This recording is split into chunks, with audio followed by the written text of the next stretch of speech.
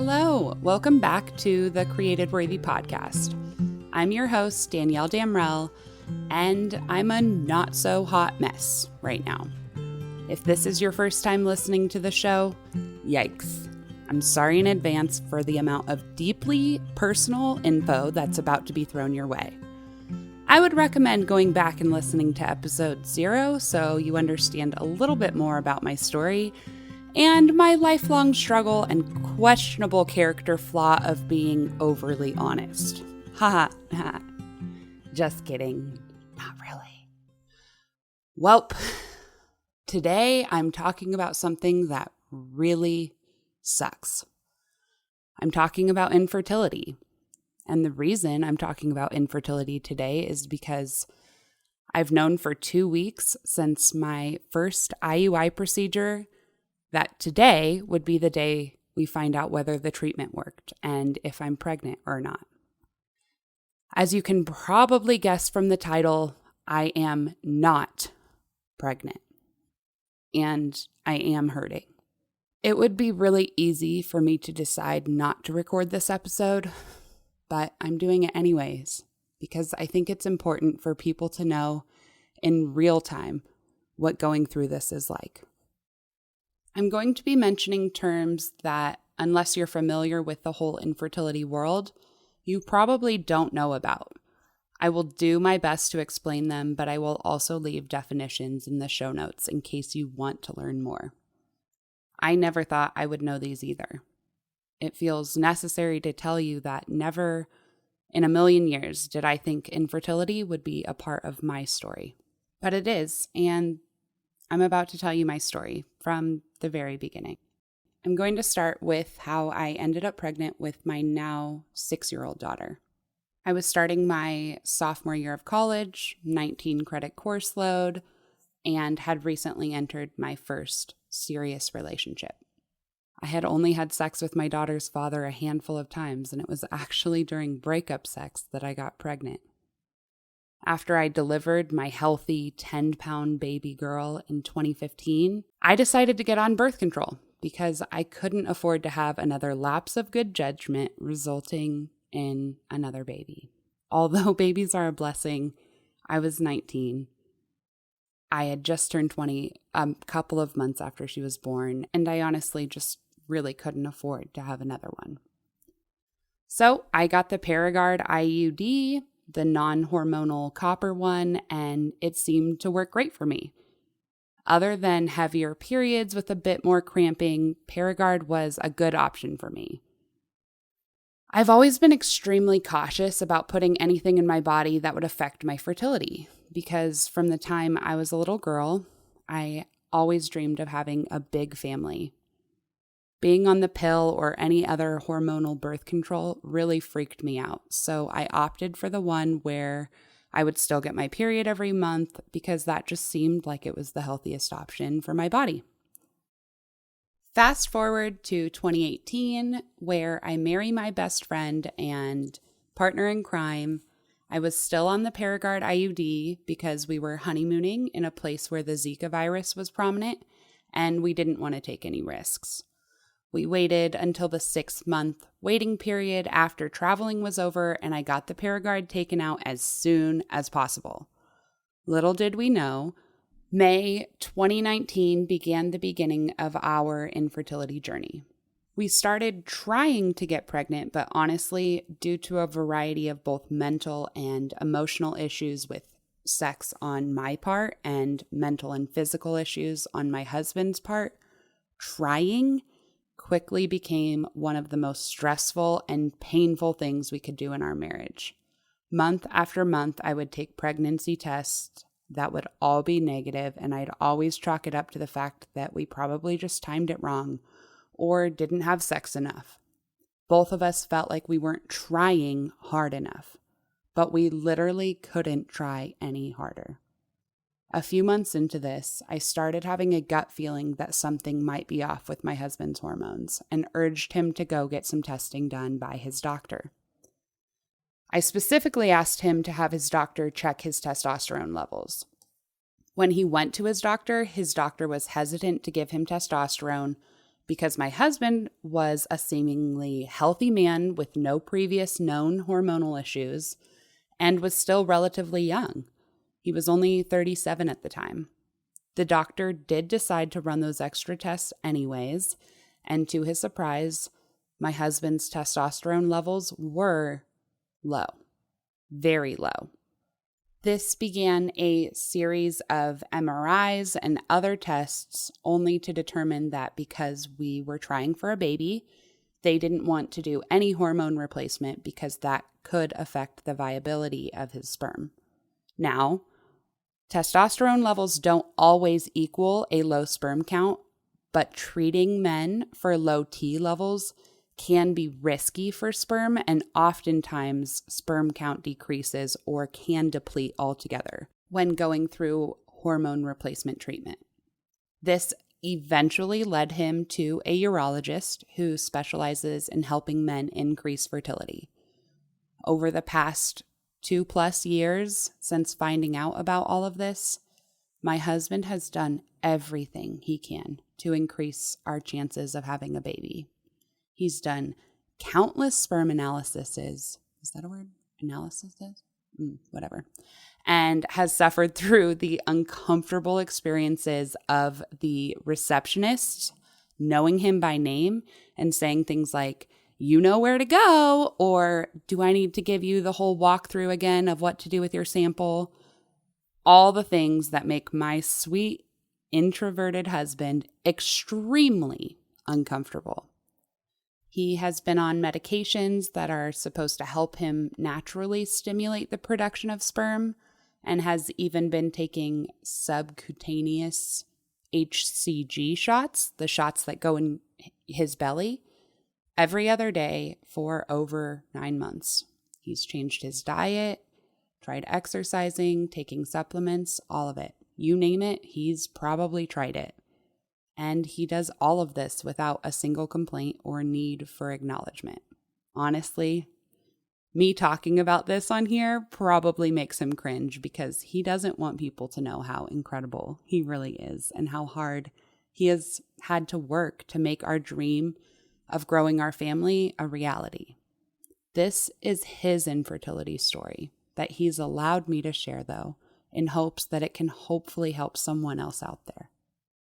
As for myself, I have gone through endless testing as well through my OBGYN. Since I was in high school, I've heard the term PCOS thrown out from time to time, but it never seems to be affecting my fertility or hormone levels. Earlier this year, after reviewing another one of my husband's sperm analyses, man, that word's really getting me.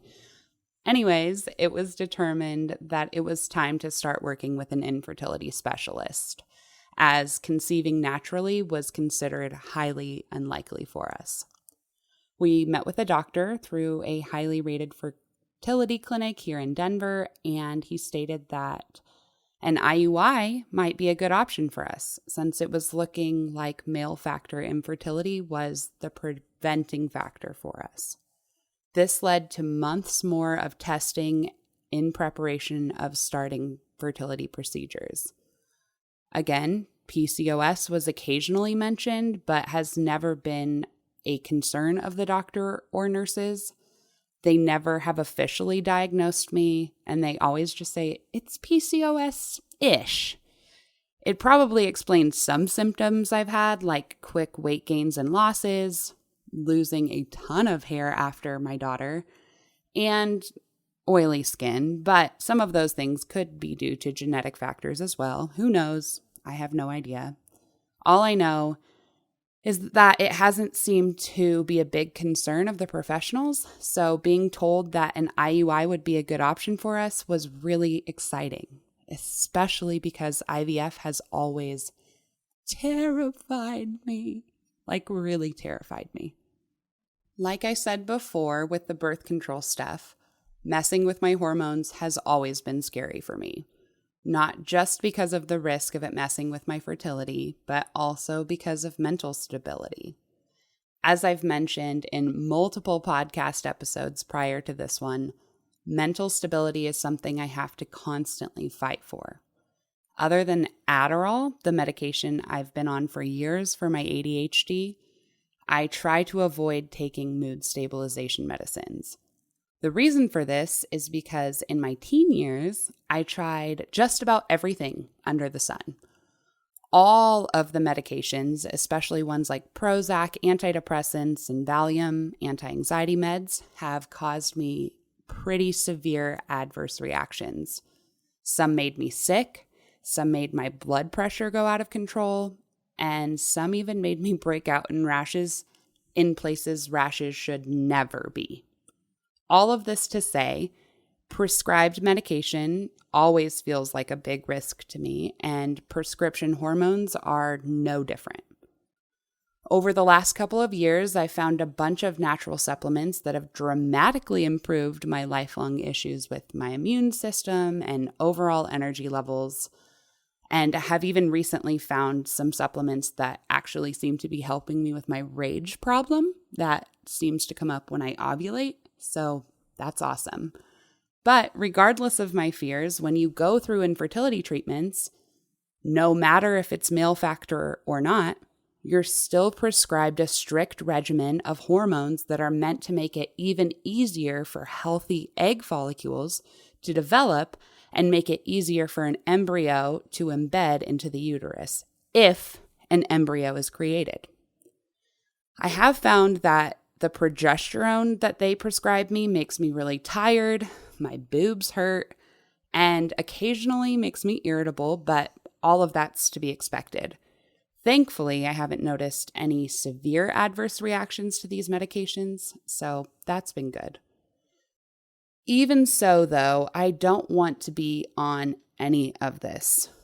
I definitely don't want to test the waters even more by starting more medications to prepare my body for the IVF process. On the day that I recorded my I'm Fired episode, you may remember me talking about how that very day I was headed to the clinic to receive our very first IUI procedure.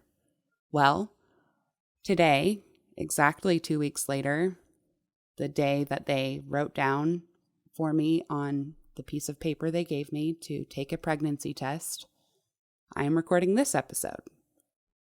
I wanted this to be an announcement of how God answers prayers and meets us right where we're at. I wanted to announce that the procedure had worked and that we were pregnant. I wanted to tell you that our due date would be almost exactly 7 years after I had my first baby. That our baby would be birthday buddies with our Gabriella. This is what I wanted to tell you, but that's simply not our reality. Instead, I'll tell you what did happen. Since the IUI, I have been taking pregnancy tests daily to, quote, test out the trigger shot, the shot they give you to help you ovulate at the perfect time. This shot contains HCG, the pregnancy hormone, so we knew that the pregnancy test would be positive at first and then would likely be negative for only a few days before my body started producing its own HCG, if we were pregnant. Since I was taking these tests, I saw that we had many days that were negative, and I never saw a second line reappear. This made me suspect that the IUI didn't work, but we weren't going to know for sure until today.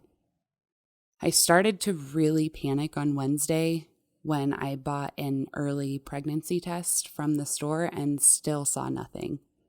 This made me spiral quick.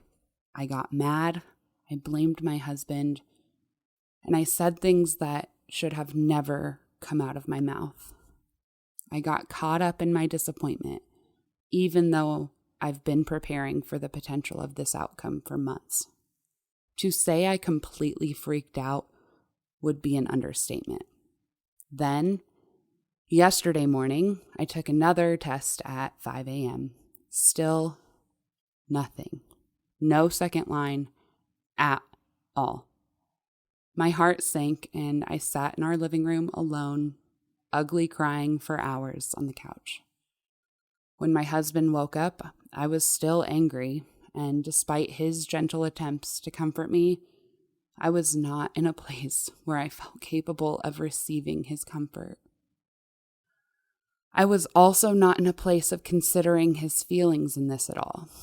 After all, this wasn't just a loss for me, but for him too. We both want a baby, and we both have sacrificed a lot to make this happen. In many ways, he's sacrificed even more than I have. I may sound okay now, but honestly, I'm a mess. So much so that yesterday when I went to pick up coffee from Dutch Bros, my go-to coffee place when I'm sad, I drove up to the window and the lady gave me 2 free drinks and 2 free stickers. She took one look at my swollen eyes and my inability to stop the tears from rolling down my face and just stepped into kindness in the ways that she could. Such a sweet, semi-embarrassing moment that serves as a little glimmer of hope at a time when hoping hurts. Life must go on though, so I made my way back home to take a shower and had a quick chat with someone I knew I could depend on for insight and prayers as we continue to navigate this situation. Then I went to Bible study, where I was reminded that God uses our pain to bring us closer to Him. It was strangely comforting to hear this, but it didn't make me any less mad at God for not blessing us with a baby. I just kept thinking to myself, haven't we gone through enough, especially this year when we've lost so many family members on top of everything else we've gone through? This reminded me of some encouragement I received from a friend who has gone through many failed fertility procedures and is now an IVF mama of 2. A few weeks back, she reached out and offered some of the best advice I've gotten about how to deal with my anger at God. She said, about being mad at God, girl, give yourself permission to be angry as hell with Him. You have every right to be frustrated AF with Him and the journey He has you on. It is absolutely unfair and beyond frustrating that children are born to drug addicts and people that abuse and neglect their kids when you have a heart and a home filled with love that longs to have one. At the risk of sounding childish, it is so unfair. You even have the right to stop talking to God for a bit if you aren't able to, because you know what? He knows what's in your soul. He knows the pain and heartache because He's along this journey with you. The perk of having a relationship with God is that you're allowed to take those pauses when you need, and He doesn't love you any less because of it. He will always be there with open arms. I will never forget one time I was talking to my friend and telling her how incredibly angry I was at God, that I couldn't even bring myself to pray because I was filled with so much pain and anger that I had nothing to say to Him that wasn't filled with disdain. At that point, she told me I had every right to feel that way and that she would pick up my part of praying to Him till I was able to do it again. Talk about freeing. Find your friends that will let you say whatever you are feeling and not judge you and will listen silently and lift you up when you need it. I had to find a therapist for the first time because the emotions were too big for me. We aren't wired to be okay when our bodies seem to betray us. What a beautiful reminder this was to me about the God we serve. He can take our anger, and He doesn't love us any less because of it. I also asked her how she dealt with seeing the constant posts from friends who were announcing their pregnancies on social media. I asked her how I could protect myself from the pain associated with seeing these posts randomly pop up nearly every day. As a person who has tried for years only to end up in a doctor's office where your best option to get pregnant is by a stranger sticking something up your hoo-ha under fluorescent lighting, with your partner not even in the building, seeing these posts can be really pain-filled. Even though you want to be happy for your loved ones who are celebrating their own blessings. My friend's response to this question was equally incredible, and helped me gain perspective that I so desperately needed at this time. She said, "You can try to protect yourself as much as you can, but I learned the first time when we struggled to get pregnant with their first daughter that it's best to try and feel the emotions. It can get incredibly lonely holding it all in. To be completely honest, you learn to build a wall and always hold your breath waiting for the other shoe to drop. I was that way even through this last pregnancy, and I felt so incredibly guilty. But it's hard to change when that just becomes part of you. The biggest thing is to show yourself grace, my friend. This journey blows like a snaggle-tooth hooker. There's no other way to describe it. Lean on the people that get your dark and twisty." Again. It felt like she was speaking directly to my soul. And I loved that she didn't just say block them, but rather she said, feel the pain. Feel it. So now back to what happened this morning when we got the final confirmation that I was in fact not pregnant. Since I was 99.9% positive that the result would be what it was, my husband and I made a plan last night for him to be the one to test my pee. Weird? Maybe, but this was our way of protecting all of us from my unpredictable anger. At 6:20 a.m., I woke up and peed in a little Dixie cup and left it on the counter next to an unopened pregnancy test. My husband got up when I came out of the bathroom, went in, dipped the stick, and set it on the counter. He then came over to the bed to pray with me. With the tiny bit of hope he had left, he prayed that God would protect us and help us to have a child of our own, no matter the result of today's test. When he walked back to the bathroom and saw the big fat no on the pink-capped first response digital pregnancy test, I was still laying in bed and he walked back to me and said, "It says no." He immediately dropped to his knees again next to the bed and started praying. I felt numb and annoyed that this was really happening. Annoyed that I've had numerous people looking inside my body this month with no grand payoff at the end. Annoyed that I've been taking medicine to help an embryo implant when clearly there was no embryo created in the first place. Just annoyed and numb. When my husband finished praying, I angrily swiped all the fertility meds off my nightstand and they went flying all over the floor, where they still are at this very moment. My husband continued getting ready for work while trying to push past the pain. I know his mind and body was filled with pain. But again, life must go on. Before he left, he came back to the bed one final time and just held me, and we cried together. He started praying for the third time and asked God to give us clarity as to why he didn't answer our desperate plea.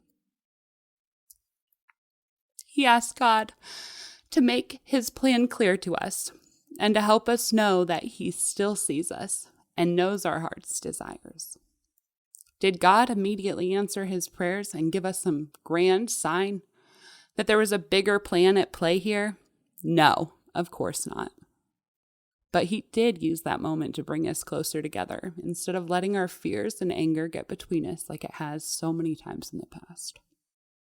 As for next steps for us, I feel like God is showing us that, again, we have to choose to trust him. We are also choosing to hurt and feel the pain that we're faced with. I am grateful that my husband was able to pray this morning when it felt like I was unable to speak. I feel God constantly reminding me that he knows what we need and desire more than I know what we need. I also feel him presenting me with the question of, if I don't give you what you think you need, will you still trust and serve me? As much as I want to run away from him and hide so that he doesn't continue to hand me more hard things to deal with, I also know that's not going to get me anywhere either. Now, I'm not trying to make dramatic comparisons with myself and one of the most pain-filled lives accounted for in the Bible, but I will say that I understand Job on a deep level. I see a lot of parallels between our lives, and I can relate to him and his confusion with the Lord a lot. God let all those things happen to Job because he knew that he was strong enough to handle them. Job never stopped trusting God. And this reminder of Job's story is showing me that that needs to be my story as well. I am weak, but he is strong. And I will trust the Lord all the days of my life, as hard as it is. In Job chapter 42, he gives a perfect example of all of this in stating, "Then Job answered the Lord and said, I know that you can do all things, and that no purpose of yours can be thwarted. Who is this that hides counsel without knowledge? Therefore I have uttered what I did not understand. Things too wonderful for me, which I did not know. Hear, and I will speak. I will question you, and you will make it known to me. I had heard of you by the hearing of an ear, but now my eye sees you. Therefore, I despise myself and repent in dust and ashes." God then goes on to call Job a righteous servant, and the Lord blessed his latter days more than his beginning. And that's my prayer for my life as well.